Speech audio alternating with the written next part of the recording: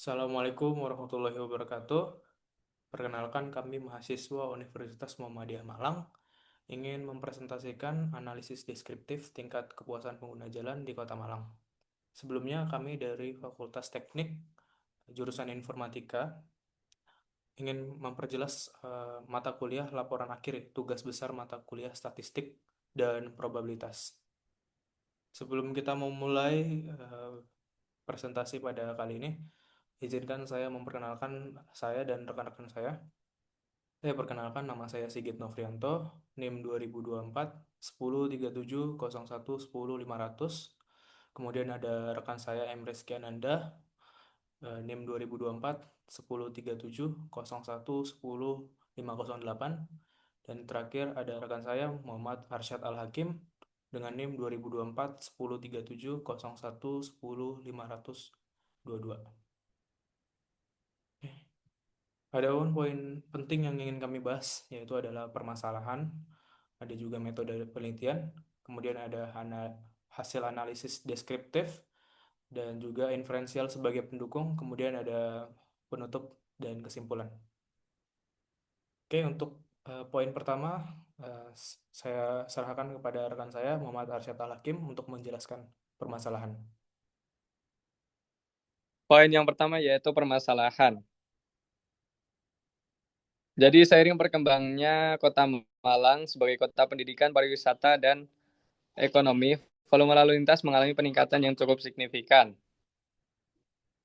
Pertumbuhan tersebut tidak selalu diimbangi dengan peningkatan kapasitas dan kualitas infrastruktur jalan sehingga memicu berbagai permasalahan lalu lintas dan kemacetan di berbagai jalan. Permasalahan yang paling sering dirasakan oleh pengguna jalan antara lain yaitu yang pertama, terdapat kemacetan, waktu tempuh yang semakin lama, serta penurunan kenyamanan dan keselamatan saat berkendara. Kondisi ini berdampak langsung pada aktivitas sehari-hari masyarakat, baik mahasiswa, pekerja, maupun wisatawan dari kota lain. Namun, masalah lalu lintas tidak hanya disebabkan oleh keterbatasan infrastruktur jalan. Faktor lain yang memicu yaitu ada perilaku pengguna jalan yang kurang tertib, pengaturan lalu lintas yang belum optimal, serta penegakan hukum yang belum konsisten juga turut memperparah kondisi tersebut. Oleh karena itu, diperlukan suatu pendekatan berbasis data untuk mengetahui bagaimana tingkat kepuasan pengguna jalan terhadap sistem lalu lintas yang ada. Dengan mengukur tingkat kepuasan secara kuantitatif, diharapkan hasil penelitian ini dapat memberikan gambaran objektif mengenai kondisi lalu lintas jalan di Kota Malang serta menjadi dasar evaluasi perbaikan kebijakan di masa sekarang dan masa mendatang. Ya, mungkin itu. Oke, pada metode penelitian, jenis penelitian yang kita gunakan di sini yaitu kuantitatif. Yang pertama pendekatan, statistik deskriptif dengan inferensial sebagai pendukung. Lalu populasi, yaitu seluruh pengguna jalan di Kota Malang dengan sampel yang kita ambil yaitu 50 responden dengan teknik simple random sampling. Lalu pada instrumen di sini kita membagikan kuesioner dengan skala Likert 1 sampai 5, yakni berdasarkan penilaian yaitu kelancaran serta infrastruktur, rambu lalu lintas serta penegakan hukum dan lain-lain. Serta penilaiannya merupakan reference scale ataupun urutan. Pengumpulan datanya menggunakan Google Form. Oke, untuk poin yang ketiga, yaitu hasil analisis dari responden yang sudah kami kumpulkan berjumlah 50. Di sini kami akan melalui pendekatan analisis deskriptif, yang mana hasil deskriptif menunjukkan nilai tertinggi itu berada di fungsi lampu lalu lintas dengan rata-rata 2,26. Kemudian ada kejelasan rambu dan marka jalan dengan rata-rata kurang lebih 2,30. Kemudian untuk nilai terendah itu ada ketersediaan area parkir yang berada di rata-rata 2,90. Ini dinilai kurang memadai, berarti artinya ketersediaan area parkir itu kurang. Untuk kepuasan keseluruhan, untuk pertanyaan 15, berada di kategori 2,56. Ini masuk di kategori sedang. Kenapa di sini itu ada 2,26 itu malah yang tertinggi, kemudian nilai terendah itu malah 2,90, karena seperti yang dijelaskan rekan saya sebelumnya, eh, instrumen yang digunakan itu reverse scale, yang mana kebalikan dari nilainya. Semakin dia rendah, semakin tinggi berarti penilaiannya. Kemudian semakin tinggi, semakin rendah penilaiannya, seperti itu. Untuk interpretasi itu ada sistem lalu lintas sudah berjalan, tapi belum optimal. Perlu banyak perbaikan, terutama di pengaturan dan fasilitas pendukung ya.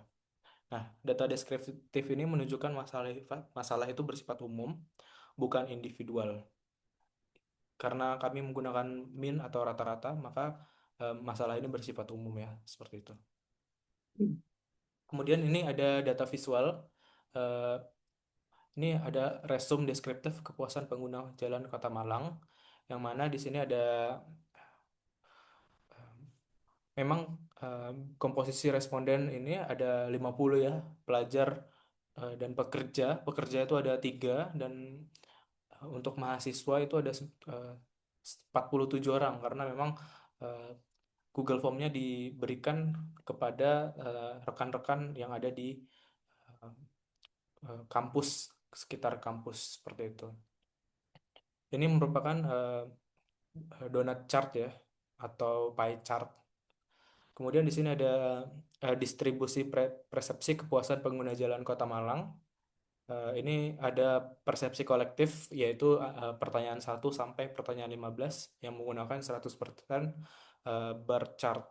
Nah, di sini bisa dilihat memang areanya lebih banyak di area netral ya.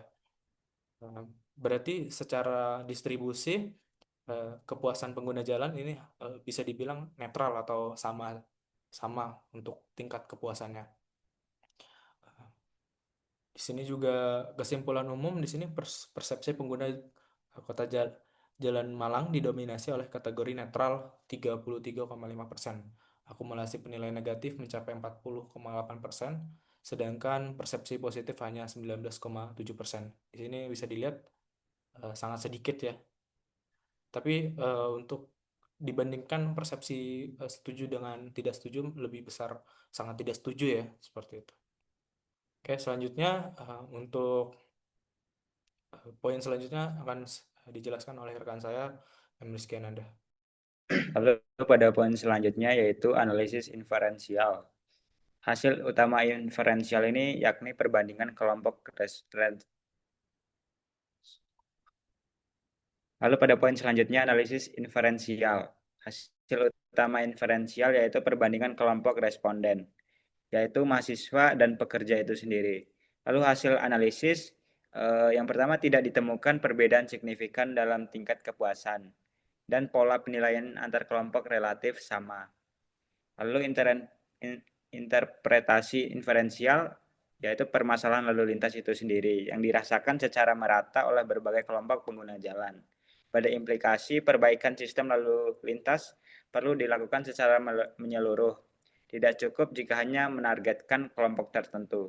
Lalu yang poin selanjutnya akan dijelaskan oleh rekan saya, Muhammad Arsyad Al-Hakim. Yang terakhir yaitu penutup.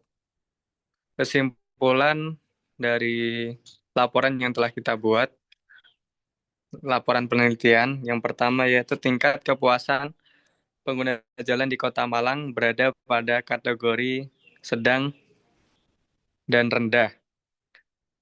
Selanjutnya beberapa aspek sudah cukup baik, namun kepadatan lampu lalu lintas, rambu, dan marka jalan masih perlu perbaikan. Dan masih diperlukannya beberapa evaluasi rutin, serta kebijakan berbasis data survei.